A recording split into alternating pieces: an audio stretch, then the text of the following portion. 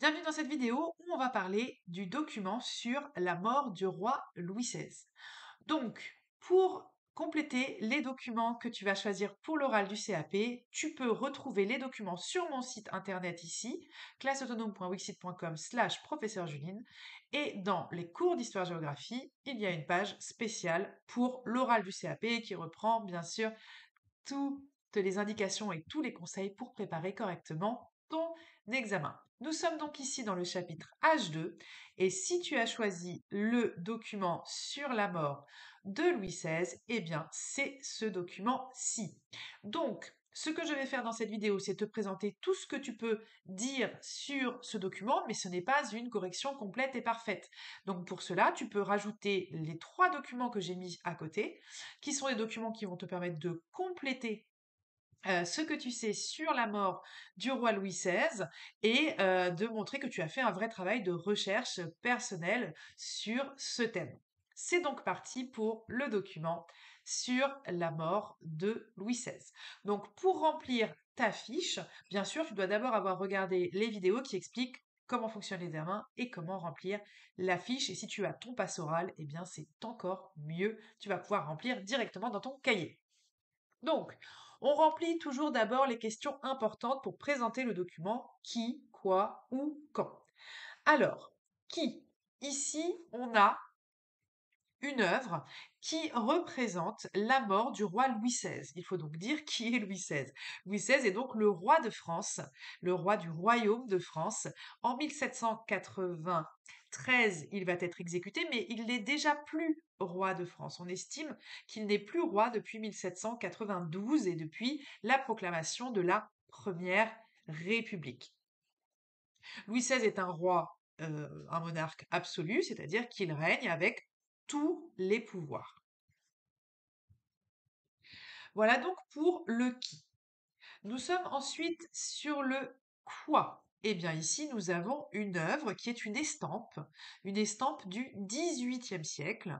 Elle est conservée au musée Carnavalet à Paris.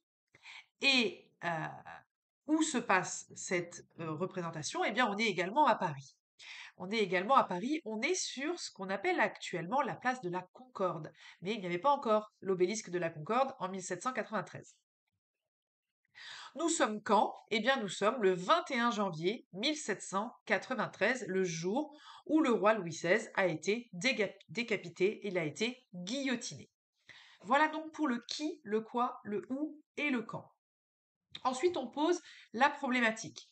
Pour retrouver la problématique, il suffit d'aller ici, sous le document. Donc on le dit, il s'agit donc de se demander comment cet événement marque un tournant dans la vie politique française. Il s'agit donc de se demander comment ce document marque un tournant dans la vie politique française. Ensuite, on fait la description de ce document. Alors, description. Je vais faire un petit zoom, comme ça on voit bien. Description, qu'est-ce qu'on voit? On voit qu'on est dans une ville. On le voit à travers les bâtiments qui sont tout autour et le pavé ici qui est posé. Nous sommes donc dans une ville, nous sommes à Paris. Nous sommes à Paris, Paris est la capitale de la France. Déjà en 1793. Nous sommes à Paris. On voit au premier plan les gardes, les soldats de la garde. Certains sont à cheval, certains sont à pied. Ils portent des baïonnettes, des armes. On voit derrière encore des soldats et ensuite c'est plutôt le peuple, la population, les civils. On voit le carrosse du roi qui a amené le roi jusqu'à cet endroit. On voit un échafaud qui a été monté en bois sur la place centrale. On voit derrière ici la guillotine. On voit les personnes qui ont posé le roi, mis le roi, allongé le roi sur la guillotine. Il est attaché pour éviter qu'il ne bouge et on voit que là il est déjà décapité puisque on voit sa tête qui est tenue ici dans la main du bourreau, Samson. On n'a pas besoin de décrire plus que ça, hein. Voilà, on a décrit ce qu'on voit sur l'image. Il fait jour, voilà, à la limite, on pourrait dire ça. Ensuite, on va passer à l'analyse. Pourquoi il est intéressant ce document? Il est intéressant parce que déjà, on voit que le carrosse, il est assez simple. C'est un carrosse, ce n'est plus un carrosse de roi. Vous voyez, c'est pas un carrosse doré avec plein de sculptures. Pas du tout. C'est un carrosse assez simple parce que on estime déjà qu'en 1793, le roi n'est plus. Louis XVI n'est plus roi. D'ailleurs, on ne l'appelle plus Louis XVI, on l'appelle Louis Capet. C'est vraiment une forme de dégradation et de non-respect pour le roi pour montrer qu'il n'est plus supérieur aux autres et qu'il est redevenu un citoyen comme les autres. Ça, c'est la première chose qui est intéressante. Ensuite, on voit que le roi, il est fait prisonnier. Hein, il est entouré par la garde. Et le roi, il est prisonnier depuis 1792. Hein, il est prisonnier depuis la proclamation de la première République. Il était emprisonné à la prison du Temple à Paris et il a été jugé. Il a été jugé coupable de trahison envers son pays et il a donc été décapité. En quoi c'est intéressant cette décapitation? Eh bien, ça montre bien un tournant dans la façon dont on va penser la politique en France, c'est-à-dire qu'il y a eu des rois pendant plus d'un millénaire. Il y a eu des rois absolus en France. On estimait que les rois étaient rois de droit divin, c'est-à-dire que Dieu estimait que c'était cette lignée qui devait être roi et on était roi de père en fils parce qu'on estimait que Dieu l'avait décidé ainsi. Et là, d'un seul coup, on a désacralisé le roi est devenu un citoyen comme les autres, c'est Louis Capet, il est prisonnier, il arrive dans un carrosse tout à fait normal, et on va le tuer. Ça n'aurait pas été possible quelques années plus tôt. Ça n'aurait pas été possible parce que la figure du roi était considérée comme sacrée. C'était un roi de droit divin, c'était le représentant de Dieu sur terre. On ne pouvait pas tuer le roi. Tuer le roi, c'était s'attaquer quelque part à Dieu. D'ailleurs, les gens qui s'attaquaient au roi, on disait qu'ils commettaient un crime de lèse-majesté, pour léser la majesté du roi. Vous voyez ce que ça veut dire, lèse-majesté. Et pendant longtemps, la figure du roi a été sacrée. Il a fallu tout l'épisode de la Révolution pour que le roi perde un petit peu son statut sacré, et notamment ce qui a joué, et là il faut le dire quand vous analysez ce document, ce qui a fortement joué, c'est le fait qu'il ait essayé de s'enfuir.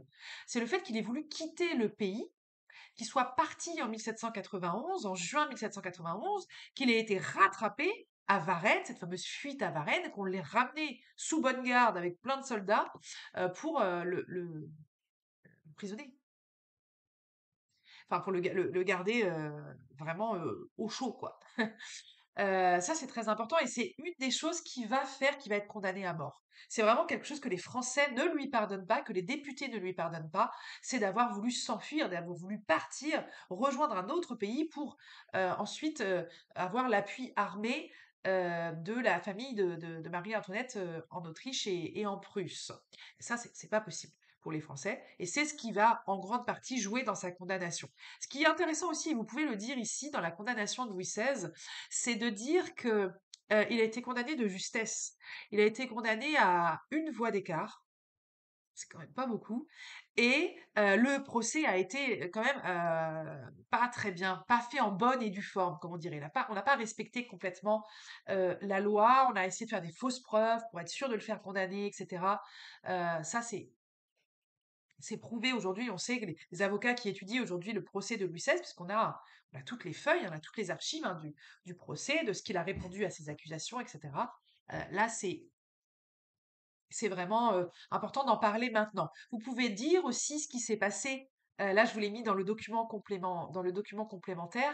Vous allez voir la petite vidéo du film La Révolution française où on voit le roi monter à l'échafaud et il dit, des dernières phrases qu'il dit avant d'être guillotiné, c'est je meurs innocent des crimes dont on m'accuse et j'espère que le sang que vous allez répandre ne retombera jamais sur la France. Donc il y a cette idée un peu, vous êtes en train de faire une connerie, quoi. Vous voyez, donc ça, vous pouvez le dire. Euh, montrer que voilà, là il se passe vraiment quelque chose de différent, c'est-à-dire que le peuple français décide qu'il n'y a plus de roi, c'est fini, les rois ont les guillotines, et maintenant il va y avoir une république, et c'est le peuple qui va diriger en choisissant, en élisant des personnes aptes pour le faire, et donc ça va être à ce moment-là le comité de salut public qui est représenté par une douzaine de personnes qui vont gouverner, notamment dans ce comité, on va retrouver la figure de Robespierre. Voilà, vous pouvez parler de ça quand vous parlez de ce document. Ça, c'est votre analyse. Ensuite, vous avez l'esprit critique. L'esprit critique, c'est intéressant ici de montrer que ce document, il est peint d'une certaine façon. Hein, il y a le fait qu'on tienne la main du roi dans la main du bourreau, le fait que tout le monde autour semble assez calme. Et d'ailleurs, on a des témoignages de l'époque qui montrent que les gens étaient assez frappés du fait qu'on tue le roi. C'était quand même quelque chose d'important. Je vous rappelle qu'il y avait des rois quand même depuis plus de 1000 ans. Donc c'est c'est quelque chose quand même, c'est un événement très important, c'est vraiment un tournant politique, le fait de dire on ne veut plus de roi, mais en plus, c'est pas juste on n'en veut plus, c'est on va le tuer, parce qu'on pense qu'il a trahi la nation. Donc, ici, dans l'esprit critique, montrer qu'on on voit une certaine face, une certaine foule quand même assez calme, on ne voit pas tout, et dans l'esprit critique, vous pouvez parler justement du procès, du fait que le procès, bah, on sait aujourd'hui qu'il n'a pas été très bien fait, on n'a pas respecté complètement la loi. Là, vous pouvez le dire à ce moment-là dans l'esprit critique. Et si ça vous intéresse, vous avez des documentaires, des secrets d'histoire sur Louis XVI qui peuvent vous intéresser, notamment l'avocat Robert Badinter, qui est un grand avocat français qui a été ministre de la Justice, qui est encore vivant hein, à l'heure où je tourne cette vidéo. Et il parle du procès de Louis XVI, c'est assez passionnant, où il dit justement que le pauvre homme a été. Il est rentré dans le tribunal, il était déjà coupable, il pouvait pas s'en sortir, quoi, réellement. Ça, on peut le dire. Hein, on peut le dire. Sans porter de jugement, hein, de dire est-ce qu'il y a des gentils, est-ce qu'il y a des méchants. Il n'y a pas de gentils, il n'y a pas de méchants en histoire. Mais juste dire voilà, que le procès n'a pas été forcément fait en bonne et due forme. Ensuite, vous faites la conclusion, vous dites voilà, c'est un épisode très important de l'histoire politique française, le 21 janvier 1793. C'est le jour où on a décapité Louis XVI, où la grande partie de la population a décidé que il n'y avait plus de roi, on ne voulait plus de roi, on voulait maintenant un système républicain. Et c'est le début d'une grande expérimentation politique, ça vous pouvez le dire en ouverture, de dire que finalement c'est le début d'un bazar pas possible où on ne sait pas vraiment ce qu'on veut comme système. On va tester énormément de choses. Il va y avoir la République, puis il va y avoir le Directoire, puis il va y avoir le Consulat, puis il va y avoir l'Empire de Napoléon, puis les rois vont revenir, les frères de Louis XVI vont revenir. Donc on va refaire une monarchie mais constitutionnelle, puis le deuxième frère va revenir, on va refaire une monarchie absolue, puis bah, rebelote, révolution, les gens ne sont pas d'accord, donc on remet une monarchie constitutionnelle. Puis finalement encore une troisième révolution, on va refaire une république, puis ça va faire un coup d'État, on va refaire. Ouais, non, je rigole pas quand je dis c'est le bazar. Hein, c'est-à-dire qu'en 100 ans, après 1793, en 100 ans, il va y avoir à peu près 10 régimes politiques différents. Donc ça, vous pouvez le dire. Sans citer tout ce que je viens de dire, mais en citer quelques-uns si vous connaissez. Et puis, quel lien on peut faire avec un autre chapitre je réfléchis. L'exécution de Louis XVI, on pourrait la mettre. On n'a pas de chapitre sur la justice. Euh, Eh ben, c'est une bonne question. Je ne sais pas avec quel chapitre on pourrait faire le lien. Si, j'ai trouvé. J'ai trouvé. Vous faites le lien avec le chapitre d'éducation civique, être citoyen. Chapitre EMC 1, le rose. Être citoyen, peut-être pour montrer que ici, le roi est redevenu un simple citoyen finalement. Il y a plus de système de privilèges. Tout le monde est exécuté de la même façon, avec la guillotine. Tous les gens qui vont être exécutés après Louis XVI vont être exécutés par la guillotine, jusque dans les années 70. 1970, on tue encore à la guillotine en France, jusqu'à l'abolition de la peine de mort. Donc peut-être quelque chose là-dessus, sur la citoyenneté. C'est un peu tiré par les cheveux, je vous le concède, mais je n'ai pas d'autres. Parce que les autres chapitres d'éducation civique, pour moi, liberté, ça rentre pas. Défense, ça rentre pas. Laïcité, peut-être un peu sur les religions, le fait que d'un seul coup, il n'y ait plus cette religion sacrée, ou en tout cas, on décide que Dieu n'est plus, que le roi n'est plus le représentant de Dieu. Peut-être à la limite là-dessus, mais ça n'a rien à voir avec la laïcité. Donc, citoyen, pour moi, c'est celui qui collerait le mieux.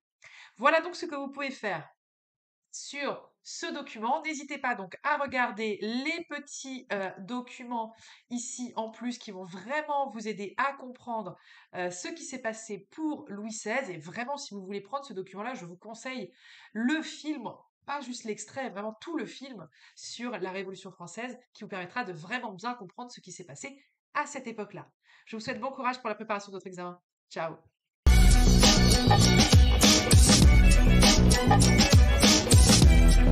Thank you.